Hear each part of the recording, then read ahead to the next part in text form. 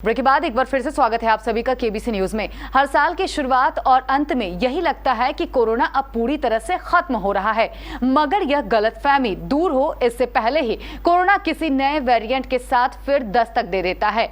अब कोरोना के ऐसे वेरिएंट का पता चला है जिसे लेकर दुनिया भर के वैज्ञानिक भी चिंतित हैं। आखिर कौन सा है यह वेरिएंट और कितना है खतरनाक, देखिए इस रिपोर्ट में।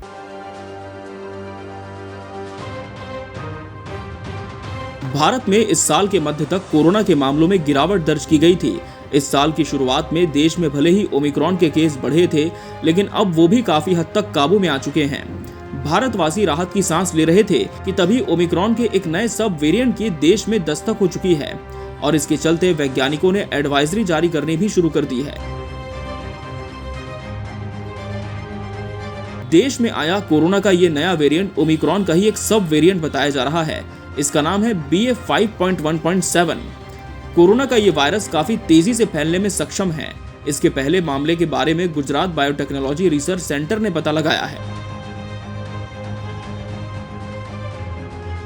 कोरोना के इस नए वेरिएंट के बाद हेल्थ एक्सपर्ट्स ने सावधानी बरतने की सलाह दी है। आपको बता दें कि चीन में कोविड-19 के मामलों में जिस तरह से तेजी आई है, उसके पीछे का मुख्य कारण BF.7 और BA.5.1.7 वेरिएंट ही बताया जा रहा है। ओमिक्रॉन के नए उप वेरिएंट BA.5.1.7 और BF.7 अत्यधिक संक्रामक माने जाते हैं और अब ये दुनिया भर में फैल रहे हैं। दरअसल भारत का स्वास्थ्य मंत्रालय देश में हुए पहले लॉकडाउन के बाद से ही समय समय पर कोविड प्रोटोकॉल का पालन करने की एडवाइजरी जारी करता रहा है, मगर हाल के कुछ महीनों में प्रतिबंधों में ढील मिलने से ये प्रोटोकॉल काफी हद तक कम हुआ है।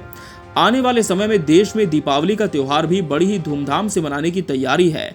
ऐसे में कोरोना के इस नए सब वेरिएंट का आना बेहद चिंता का विषय बना हुआ है।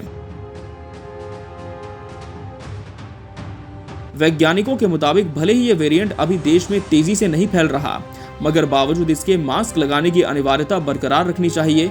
वहीं कोरोना के हल्के लक्षण दिखने पर भी तुरंत टेस्टिंग करवाकर खुद को आइसोलेट कर लेना चाहिए और पॉजिटिव आने पर डॉक्टरी परामर्श के साथ चिकित्सा शुरू करनी चाहिए। BF.7 वेरिएंट अन्य ओमिक्रॉन सब वेरिएंट की तुलना में पहले के वैक्सीनेशन और एंटीबॉडी से बच सकता है, इसलिए ये और अधिक संक्रामक माना जा रहा है।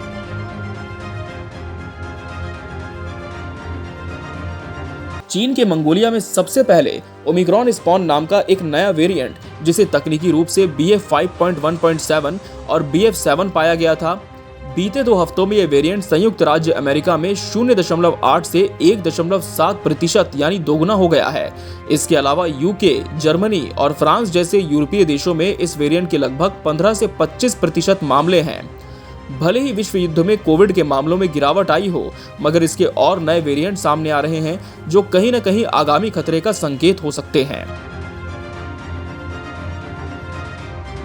रिसर्च में एक और बात यह भी देखी गई है कि इस नए वेरिएंट के साथ ट्रांसमिसिबिलिटी में भी वृद्धि हुई है, क्योंकि ये वेरिएंट पूरी तरह से वैक्सीनेट लोगों को भी संक्रमित कर सकता है।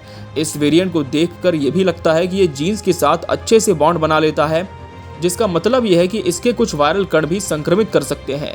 इसलिए पहले वेरिएंट्स की अपेक्षा इस वेरिएंट का जोखिम अधिक है। बात अगर इसके लक्षण की करें तो इसके लक्षण पुराने वेरिएंट की तरह ही होंगे। शरीर में दर्द इस वेरिएंट का मुख्य लक्षण है।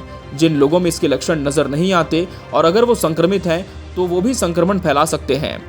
ऐसे में हम कह सकते हैं कि यह वेरिएंट भी एक अदृश्य खतरे के तौर पर देश में अपने पैर पसार सकता है, मगर कोविड प्रोटोकॉल का पालन करते हुए बहुत हद तक इसके प्रकोप से बचा जा सकता है। Bureau report, KBC news.